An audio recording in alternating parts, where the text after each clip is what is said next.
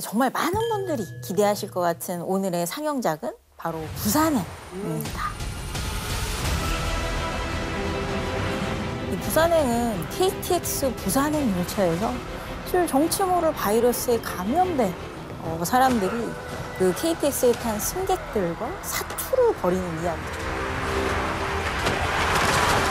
왜 부산행을 우리가 다시 봐야 하는가? 사실 관전 포인트가 2개 있다고 생각을 하는데 하나는 이런 재난 상황에서 사람들이 다 다양한 선택을 하고 다양한 행동을 하는 KTX 열차 위에서의 사회심리학, 사람들의 이기심과 군중 심리 여기에 대해서 먼저 살펴보고요. 그리고 좀비로 표현되는 감염 여기에 대한 우리들의 자세, 대처하는 자세에 대해서 생각해보면 어떨까? 자, 그럼 먼저 볼 첫 장면. 새벽 5시 30분 서울역에서 부산역으로 향하는 KTX가 출발하자마자 한 승객이 승무원을 찾습니다. 화장실에 이상한 사람이 탑승한 것 같다는 민원을 제기하기 위해서인데요. 대체 화장실에선 무슨 일이 일어나고 있는 걸까요?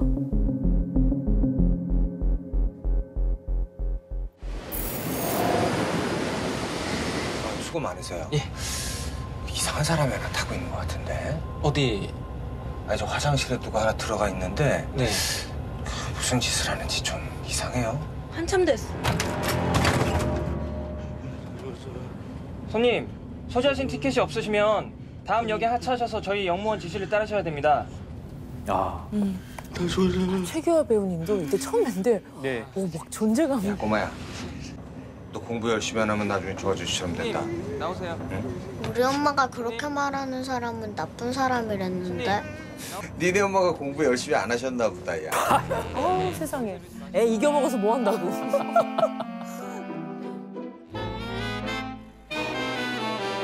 야, 승무원을 찾은 사람은 영화의 아주 중요한 인물이죠.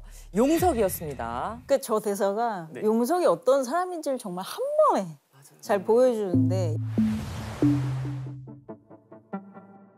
공부 열심히 안 하면 저 아저씨처럼 된다라는 말은 저 안에 깔려있는 이제 용석의 전제가 능력주의거든요. 그러니까 능력주의라는 거는 노력을 하고 능력을 쌓으면 성공할 수 있고 그렇게 성공한 사람에게 권력이나 힘 이런 것들의 분배가 이루어지는 세상이 공정한 세상이다라는 믿음을 뜻해요. 언뜻 보면 되게 바람직한 사회처럼 보일 수 있잖아요. 근데 우리가 생각해보면 예를 들어서 코미디언 분들도 그렇고 작가분들도 그렇고 아주 탑으로 성공하신 분들 또 아주 인지도가 높은 분들 근데 아직 그렇지 못하신 분들 중에서 상당히 코미디언으로서 능력이 출중하고 많죠. 또 작가로서 정말 열심히 노력하고 있고 이러신 분들도 많잖아요. 그래서 지금 현재 어떤 저 사람의 상태를 보고 아, 저 사람 성공 못했으니까 저 사람은 노력 안 한 사람, 능력이 없는 사람 이렇게 말하는 건 너무나 폭력적인 얘기잖아요. 그러니까 저 사람과 지금 나를 비교해서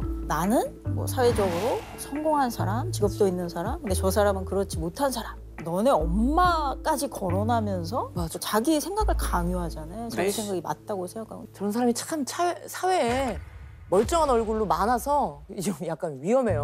네, 저런 생각들이. 근데 사실 고백하자면은 사실 이 대사 제가 만들었습니다. 해명하겠습니다. 어떤 마음으로?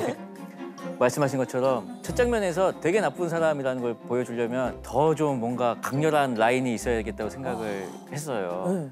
아무래도 엄마를 건드리면은 좀 나빠 보이기도 하고 또 이 사람은 초등학생을 상대할 때도 최선을 다하는 사람이구나.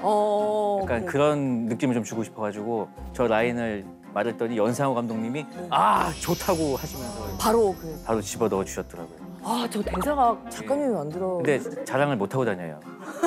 인성이 어떻게 됐냐고 자꾸 저는 그런 사람이 아닙니다. 그냥 상상, 그치. 완전 상상. 화장실에 무임승차한 노숙자가 발견된 그 시각. 11호차 연결구에서 발작 증세를 보이는 한 소녀가 발견되고 승무원이 응급처치를 취해보지만 증세가 심상치 않아 보입니다.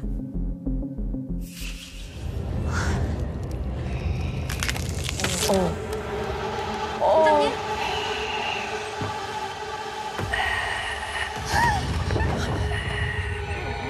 아, 심경경.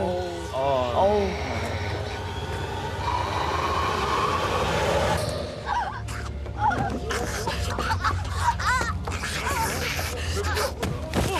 어머, 어머, 진짜 기괴한.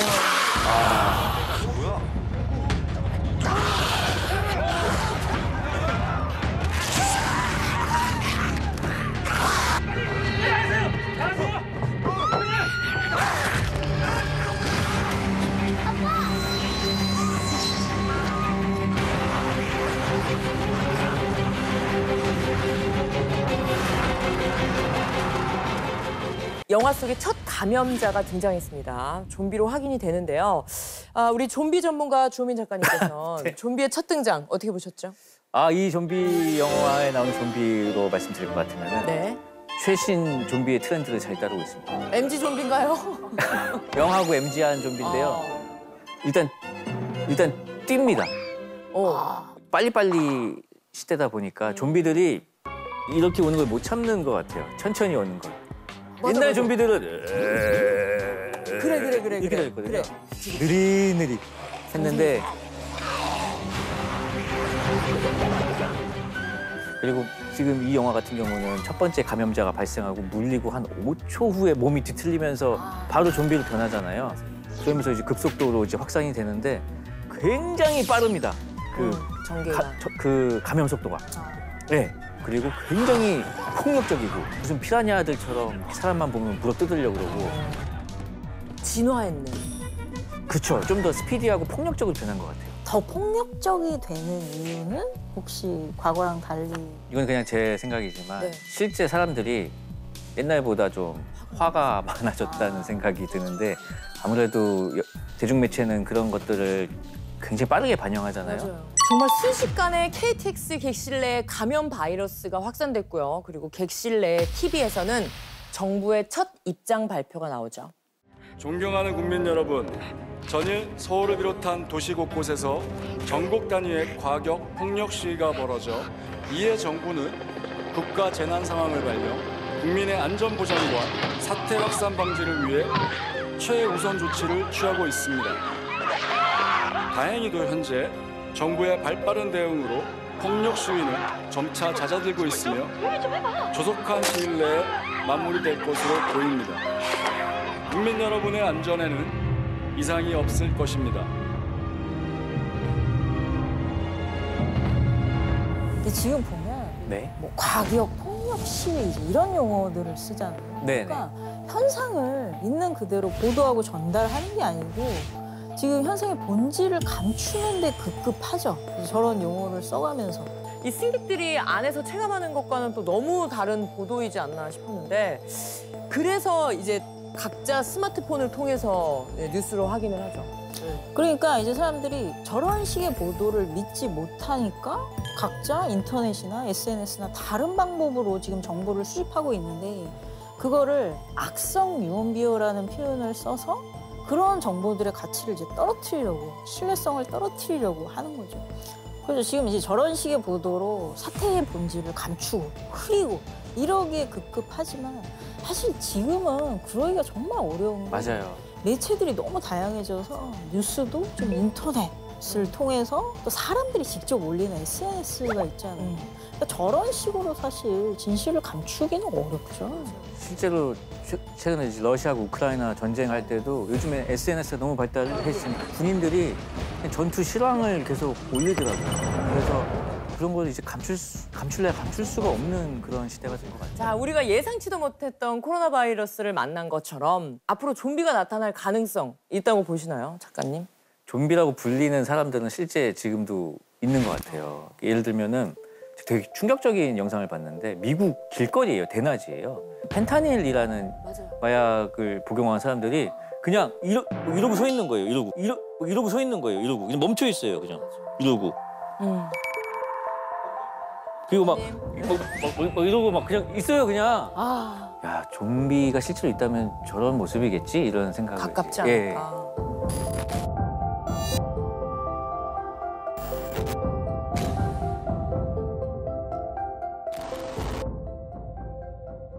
자, 다시 부산행 열차 안으로 돌아와서 감염자들로부터 살아남은 생존자들은 대전역에 열차가 무사히 도착하기만을 기다리고 있는데요. 그런데 무슨 일인지 도착한 대전역 플랫폼은 이상할 정도로 적막하기만 합니다.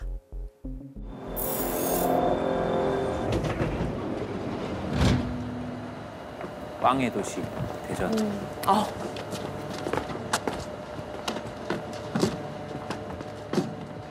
아유 저 안에 난리 났지. 맞지? 기관차 몇 명 탈 수 있어? 우리 이거 띄워버리고 부산까지 기관차만 갑시다. 이걸 떼자고? 안 돼요. 왜? 여기서는 할 수가 없어요. 내가 천리마 고속 상무로 있는 사람인데 지금 대전으로 들어오는 도로가 다 막혀 있어요. 도로가 막히다니. 대전이 시를 봉쇄하고 있다고. 저 때만 해도 봉쇄라는 단어가 우리한테 에이. 되게 낯설잖아요. 맞아요.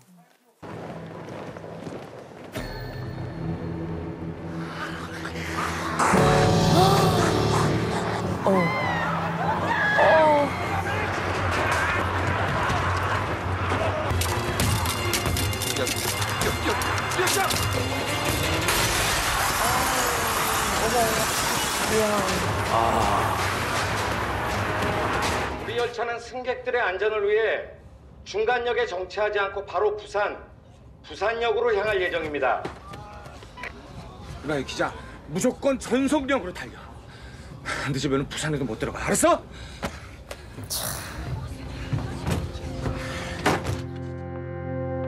그 영화 장면에 보면은 양복을 막 뒤져가지고 명함을 찾는 장면이 나와요.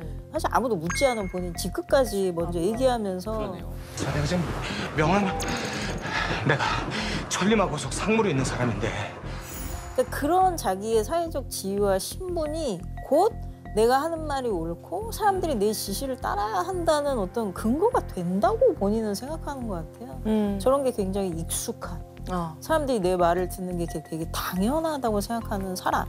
이 영화는 어떻게 보면 용석이 열차 안을 장악하는 그 과정에 대한 사회 심리학으로도 지금 볼 수 있거든요. 근데 그 상황이 지금 되게 점진적으로 펼쳐지는데 일단 반말, 그 반말에 아무도 제지하지 않는 분위기를 일단 만들었고 어쨌든 부산으로 가자는 지시를 했고 그걸 또 기장이 따르잖아요. 그다음에는 승무원이 무전기를 본인이 빼앗는 이게 명백한 월권인데도 거기에 대해서 승무원이 아무런 저항을 하지 않는, 사실 저 열차 안에서 네. 합법적인 권력, 승인된 권력은 유일하게 KTX 승무원들한테밖에 없어요. 근데 그런 본인의 권력을 위임한 거죠. 용석한테. 그러니까 이런 식으로 점점 용석이 KTX의 리더격이 되는 거죠. 영화를 보면서 그런 생각이 들었습니다. 실제로 이런 감염 사태가 벌어지면 KTX 기관사, 승무원분들은 어떤 대처를 하실지, 탑승객 용석의 지시를 그대로 받아들일 수 있을지 이 사실을 확인하기 위해서 아주 특별한 분들을 만나고 왔습니다. 네, 함께 보시죠.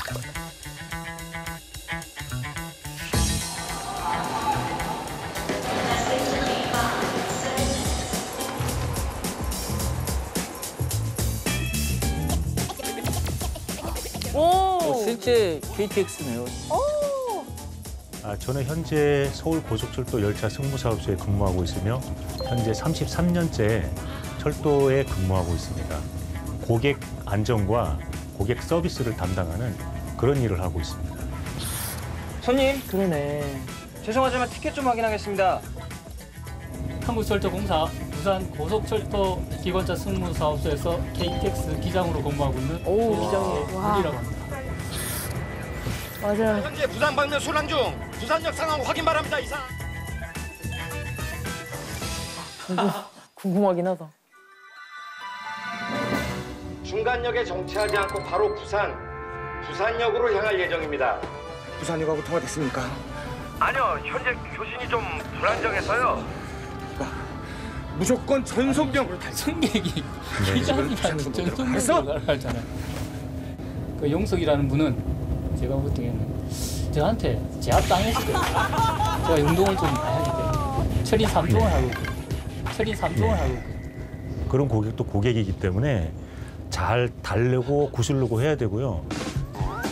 제복 입은 직원으로서 감수하고 끌어안고 가야 됩니다. 중간역에 정차하지 않고 바로 부산역으로 향할 예정입니다. 절대 그럴 수가 없습니다. 기장이라는 업무 자체가 피동적이거든요.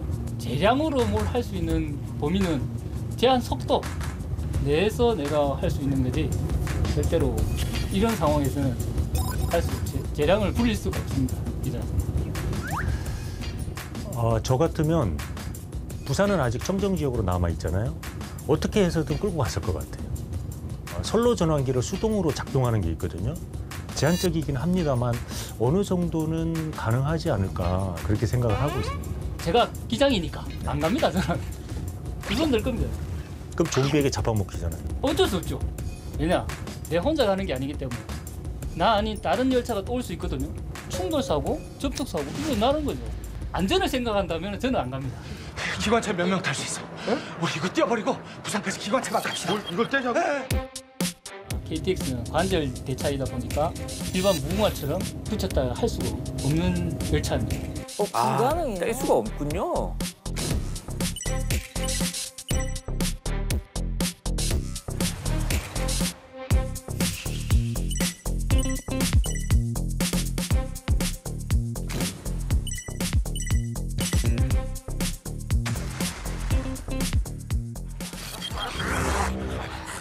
이거 너무 중요한 질문인데요? 꿀팁인데요? 그냥 영화에서 제대로 역시. 짚은 거.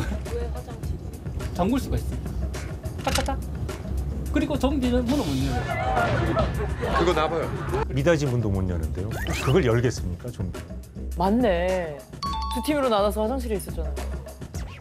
아니 근데 이 두 분의 의견이 또 다른 부분이 많다는 것도 되게 재밌네요. 그러니까 네. 기장님하고 팀장님하고는 또 입장이 다르신 것 같아요. 그치, 기장님은 이제 운전만 주로 그렇죠, 하시고 그렇죠. 팀장님은 이제 승객도 관리를 하시니까 원래 열차 타도 이제 얼굴을 마주할 일이 없으시대요, 저 두 분. 오늘 처음 보신 거 아니에요? 33년 만에? 그럴 수 있어요.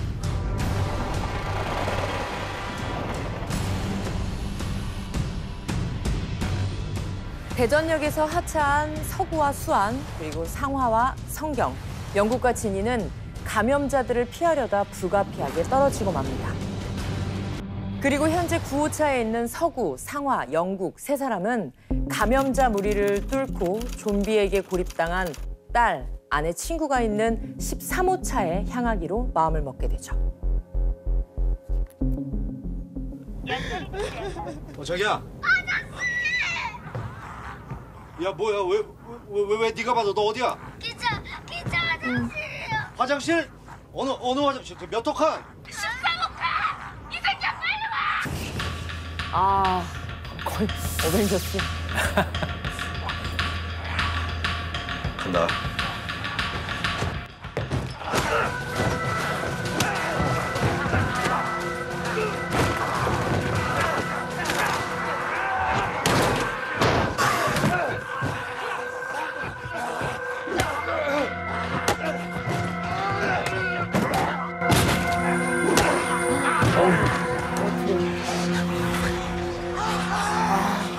친구들이죠.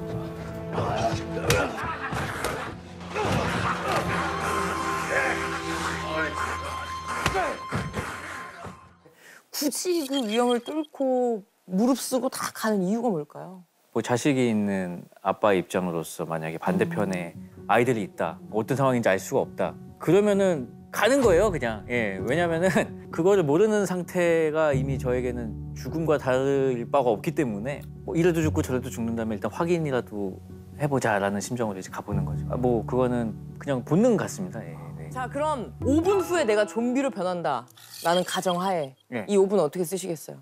저는 네. 여기 아까 옆에 보니까 뭐 탕비실 조그만 거 있더라고요. 거기 들어가서 문을 잠급니다. 제 스스로 격리하는 거죠. 내가 누구를 또 물릴 수 있으니까. 네. 오. 그리고 이제 전화하겠죠. 이제 5분 동안 정신 있을 때. 어디에다가요? 아내한테 하겠죠. 뭐라고요? 미안하다고. 나 좀비 될 것 같아. 아이들과도. 아이들 할 수 있으면 하고. 예. 아이들에게 무슨 말을 남기실 건가요? 야, 아빠 좀비 된다? 약간 밝게 일부러. 네, 그 영화 옛날에 인생은 아름다워 있잖아요. 인생은 아름다워 있잖아요. 네. 아빠 좀비 된다. 아빠 힘 짱 세진다. 이러고 이제. 어머, 나 눈물 날 것 같아. 어머, 어떡해. 아니 왜 못 받아들일 것 같으니까. 네. 와. 그럴 것 같은데요? 도현님은요? 도현님은요? 부정할 것 같아요. 끝까지. 추하게. 투정스럽게. 아니야, 아니야. 아닌데 나 그냥 각기 치는 건데? 아니다, 좀비 흉내낸다, 좀비 흉내내. 그래서 아, 현실 부정까지. 예, 저는 꿈이 장수거든요. 그러면 만약에 이게 예. 너무 끔찍한 상황이지만 내 배우자가 감염이 됐어요. 어떻게 해요? 같이 물려서 좀비가 되시겠어요? 아니면 피하실 건가요? 아이들을 데리고 일단은 피신을 안전한 곳으로 피신을 한 다음에 이제 멀리서 이제 뭐 하고 있나 너무 이렇게 막 이렇게 쌍화경 같은 걸로 뽀또처럼 이렇게. 이렇게 해가지고 그치. 추위를 또 지켜봐야 살아 되니까. 있나 지금 뭐 막 이상한 짓 하고 있지는 않나 막 옆집 가지는 않았나 막 보면서 그러니까 아이는 안전한 곳에 두고 맨날 가서 보는 거죠 이렇게. 걱정되니까. 걱정되니까. 예. 아니 저는 당연히 같이 나도 물리겠다 생각을 했는데 당연히? 했는데 네. 치료제가 나올 수 있다고 하면은 마지막까지 그래도 살려고 노력해야 되지 않나. 근데 이 방송을 보고 남편이 저를 가만두지 않을 것 같아요. 왜요? 너무 현명한 방법이라고 생각해서 입술로 혼내주시는 거 아니에요? 정말 부끄럽군요. 저만 신났네요. 배우자 없는 저만 신났네요. 자, 무사히 감염자 무리를 뚫고 가족, 친구를 만난 생존자들. 하지만 이들의 생존 소식을 마냥 기뻐하지 않는 사람들이 있었습니다.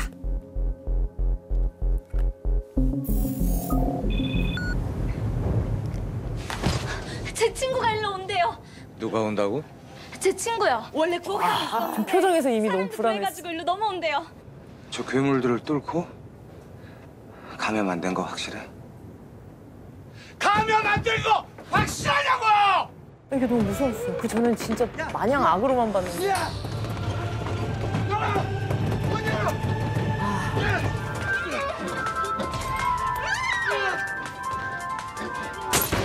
아이고.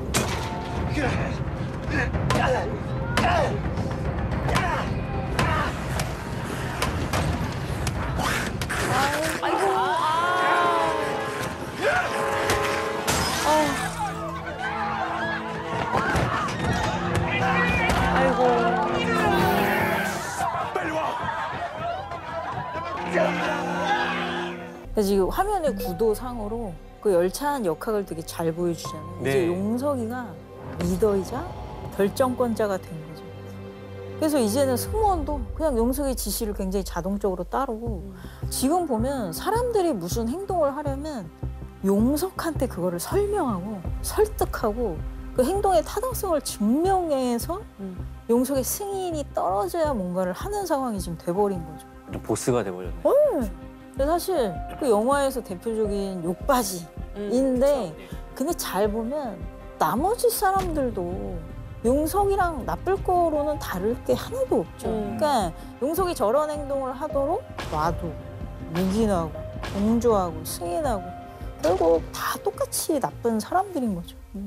만약 두 분이 KTX에 탔는데 용석이 같은 리더가 있다. 네. 용석의 행동을 따르시겠어요? 저는 절대 저런 거 못 참아요. 아, 그렇습니까? 네. 그럼 어디서부터 바로 잡으시겠어요? 그러니까 저거를 깨는데 3명만 있으면 되거든요. 왜 3명이에요? 용석이가 저런 식으로 행동할 때 일단 제가 당신이 뭔데? 이렇게 일단 하고 지르고. 두 번째 사람이 우리가 당신 말을 왜 따라야 되는데? 그리고 나머지 3명. 세 번째 당신 옳다는 근거가 뭐 있어? 왜 나서? 그러니까 이렇게 3명만 하면 분위기 바뀌나요? 나머지 사람들도 가만히 있어봐. 내가 근데 저 사람 뭔데 저 말을 왜 듣고 있지라고 생각을 한 번씩 하게 되거든요. 한 명이 이미 장악된 분위기를 바꾸기는 어려운데 2명, 3명이 힘을 합치면 충분히 반전의 계기를 마련할 수 있죠. 저희가 한번 해볼까요 그러면? 깨는 해보죠. 법 한번 알려드리면. 다 이러고 있어. 어떻게 해요? 근데 저 사람 저러고 있는 거. 당신이 뭔데? 당신이 뭔데? 그다음에 뭐죠? 망했어요. 우리 이런 거 아니에요. 이런 못 기억났어요. 어떻게 저 사람한테 뭐 알고나 저러는 거야 뭐예요? 아니 근데 보자 보니까 당신이 뭔데? 그러게 우리가 당신 말을 왜 들어야 되는데? 어머. 아니, 두 분은 뭔데요? 두 분은 뭔데요? 아, 이렇게 되면은 이제 바로 제압당하고. 그래서 스피디하게 원, 투, 쓰리 이렇게. 이래서 세 명이 필요하네. 필요해요. 둘만은 화력이 이렇게 확 안 붙어요. 세 명이 중요하다. 자, 그런데 코로나 팬데믹 이후에 용석의 행동을 재평가하는 의견이 참 많더라고요. 천리마 고속의 용석 상무님, 저희가 어렵게 만나고 왔습니다. 에? 다채롭죠? 아니, 만났다고요? 오, KTX 의자예요? 와. 와. 나 진짜 너무 팬인데. 안녕하십니까. 당황스럽네요. 이게 뭔가 싶습니다. 네, 안녕하세요. 배우 김의성입니다. 그 박지성 교수님이 네. 김희성 배우님을 제일 만나고 싶다고 하시더라고요. 역시 범죄 심리학자시니까 멀쩡한 사람 보고 싶어 하진 않으세요. 가만있어, 내가 지금 명함. 내가 천리마 고속 상무로 있는 사람인데. 의미를 담아서 연기를 하려고 그러면 이렇게 해주세요 그랬어요. 아, 그 디렉션을 저렇게 주셨군요. 무서워요. 네, 걱정 많이 됐습니다. 아마 한국 영화 사상 아마 손가락으로 꼽을 정도로 미움받게 될 거다라고 알고 있었고 이 영화 또 괜찮을 것 같아서 많이도 볼 것 같고 그래서 걱정을 많이 했습니다. 네. 용석이란 캐릭터는 일단 배우들이 좋아하는 캐릭터예요.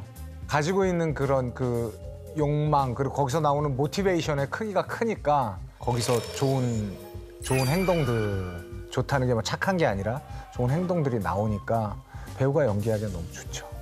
그래서 이건 해보고 싶다라고 생각을 했고 후회한 적은 없습니다. 물론 욕은 많이 먹긴 했지만 정말 욕을 많이 먹었던 것 같아요. 세계적으로도 욕을 많이 먹고 칸네에서 처음으로 상영을 했는데 그 사람들 이렇게 보면서 마동석 배우가 나오면 와 박수치고 제가 나오면 킬힘 아이고.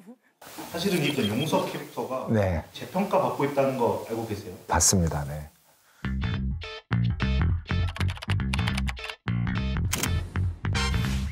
아, 재평가. 당신이 옳았습니다. 내 친구지 뭔지 감염됐는지 안 됐는지도 모르는데. 아니, 캠페인 영상 같아요. 이렇게 써놓으니까. 맞아. 안 돼요, 내 친구다. 맞아. 미감염자 안전 확보. 이렇게 나오잖아. 안 그래? 세 번째, 밀접 접촉자 격리. 저쪽에서 오신 분들 그쪽 연구역으로 이동해 주세요. 간호. 이 사람 거의 질병관리청장입니다. 흠잡을 곳이 없네요. 이제야 나를 알아주는구나. 아, 농담이고요. 오래 걸렸네요. 팬데믹이라고 하는 우리가 생각지도 정말 아무도 상상도 못했던 그런 큰 사건이 벌어지니까 우리가 세상을 보는 눈이 완전히 많이 바뀌었잖아요. 부산행이 만들어질 당시에는 너무나도 당연하게 굉장히 이기적이고 그 악의에 찬 행동으로 보였던 것들이 오히려 이성적이고 과학적인 그런 행동이었다로 이렇게 좀 역전되는 게 좀 재밌더라고요. 와. 이렇게 해도 너무 좋다. 이렇게라도 해서. 그러니까 그런 우리 상황에 따라서 똑같은 사람도 다르게 보는 그런 게 확실히 좀 있더라고요. 예. 근데 이제 심리 공부할 때는 왜가 중요하거든요.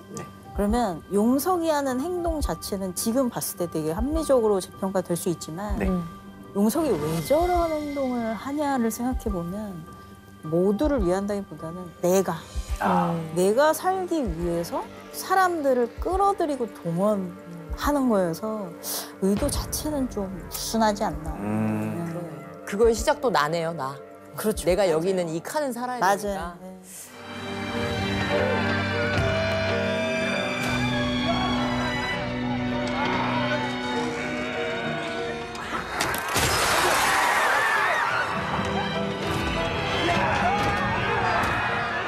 겨우 15차에 들어온 서구 일행. 하지만 15호차에 있던 생존자들의 눈빛은 냉담하기만 합니다.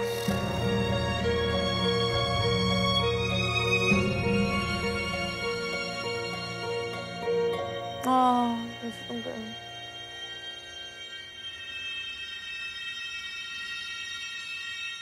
나 이거 표정 때문에 펑펑 울었어.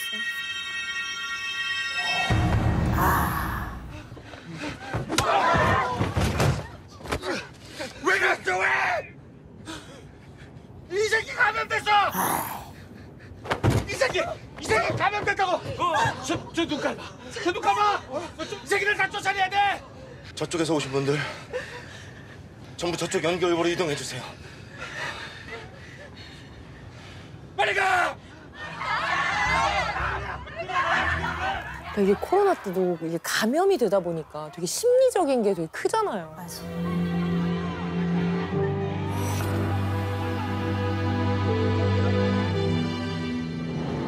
놀고 있네.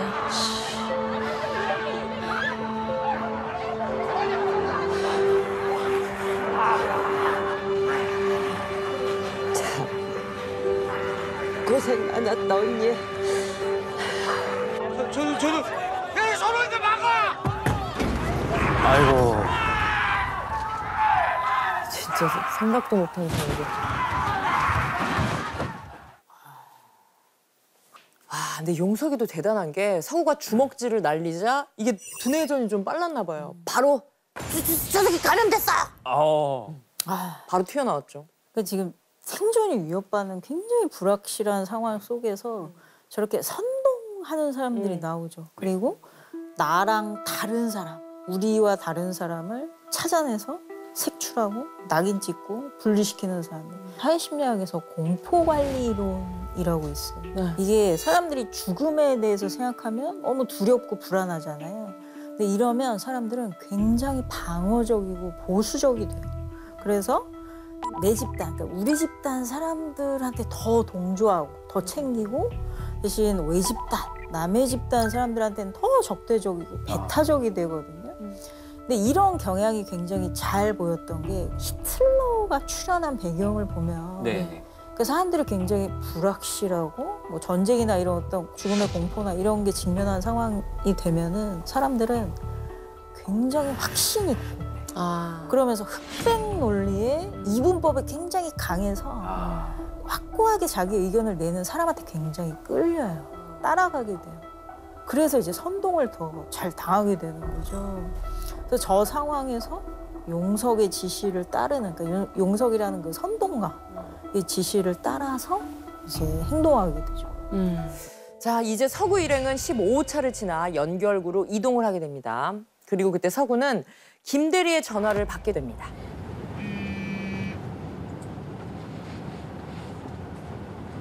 김 대리. 팀장님, 이거 유선 바이오에서 시작됐대요. 우리가 작전 걸어서 억지로 살려낸 그 유선 바이오요. 팀장님, 이 난리가 난 거랑 우리랑 상관없는 거죠? 예? 뭐 우리 그냥 시키는 대로 하는 사람들이잖아요. 이거 제 책임 아닌 거죠? 예?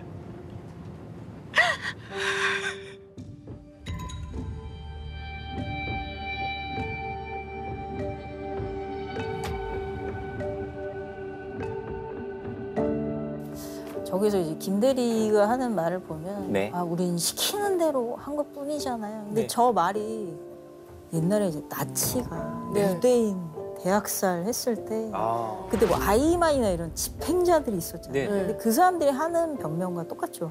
나는 그저 명령에 따랐을 뿐. 그래서 이제 사회심리학에서 저거를 대리인 상태라고 하거든요. 대리인. 그러니까 굉장히 잔혹하고 사람들한테 피해가 될 수 있는 어떤 행동을 내가 할 때 난 이건 그냥 명령이니까 따를 뿐 하고 생각 없이 판단 없이 그 행동을 집행을 하는. 네. 그래서 정말 대리인이 된 거죠. 그 행동만 대신해서 하는.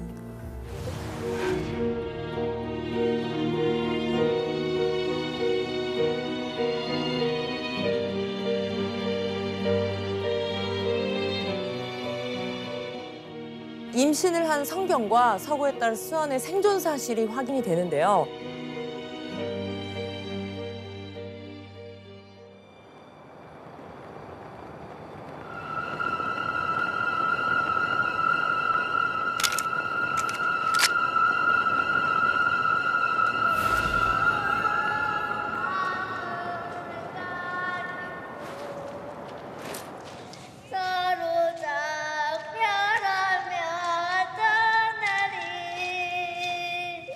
생존자 접근다!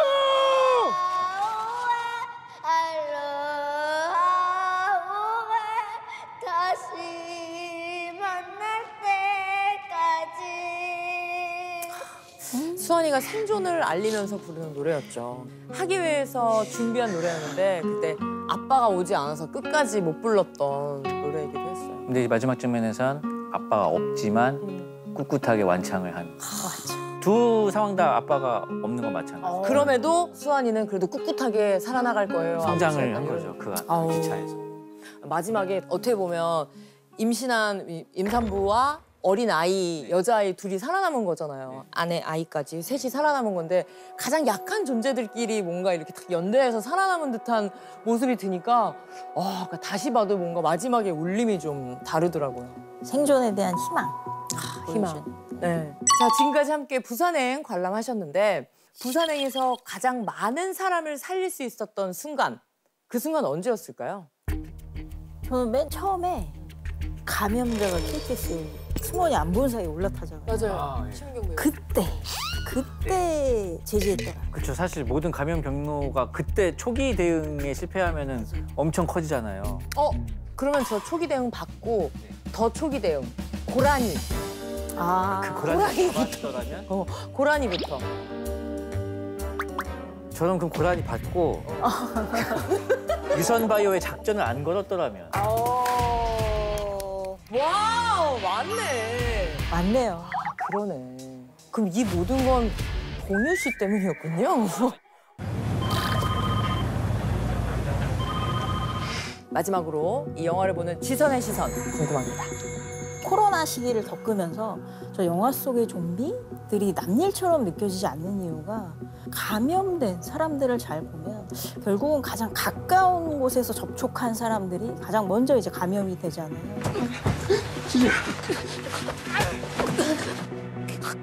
야, 어떡해. 미안해.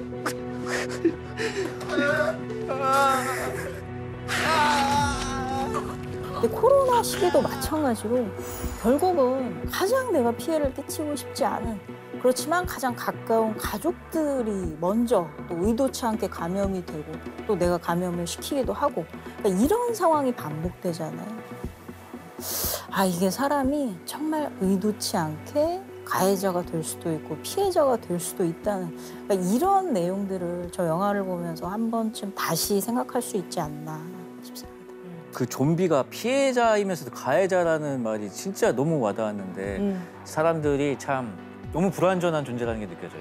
그 상황에 따라서 뭐 나는 안 그럴 것 같지만 저 상황이 되면은 저도 어쩔지 모르겠고 저도 코로나 걸렸을 때 누가 옮긴 거야 하고 막 진짜 막 그랬었는데 제가 또 가족들한테 옮기고 그러니까 언제든지 그런 상황은 올 수 있는 거더라고요. 그래서 나도 그렇게 될 수 있다는 걸 늘 생각하면서 좀 열린 마음으로 늘 관용을 가졌으면 좋겠다는 생각을 좀 해봅니다. 너무 좋은 말씀 같아요. 자, 오늘의 지선 시네마인드 상영작 부산행은 여기까지고요. 다음 상영작도 많은 기대 부탁드립니다. 감사합니다. 고맙습니다.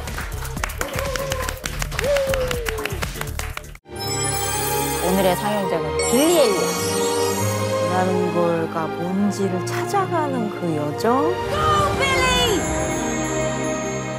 코너에 다가가기 위해서는 책을 훔쳐야 될 정도로 배움에 있어서도 저런 기회나 자원의 불평등.